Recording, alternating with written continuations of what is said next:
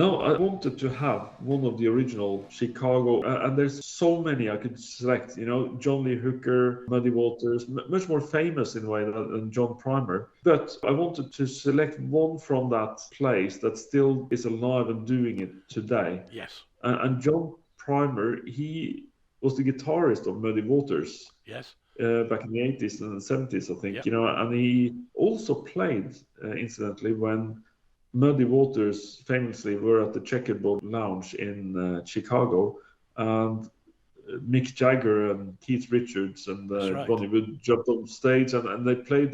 So he's on that stage playing guitar with them. That's a legendary performance.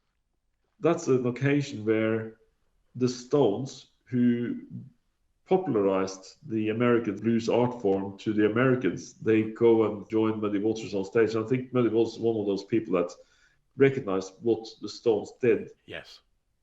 Because Keith Richards, in his biography as well, he was in Chicago and he went into the Chess Records to record there.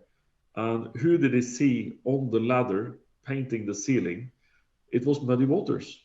He needed that sort of income. And here comes the band that's named after one of his songs. And that's how they met their hero. No, and the reason also I wanted to have him here is that I actually met John Primer. Oh, right. I was in Chicago, I think it was 2016.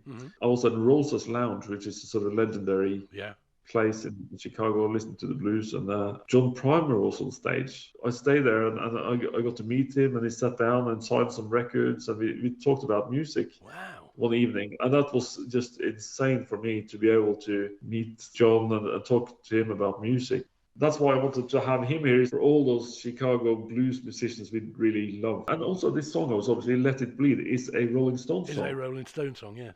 I thought it was funny that now we're doing the other way. So John Primer recording a English blues song. Yeah, what goes around comes around. From an album called Chicago Plays the Stones.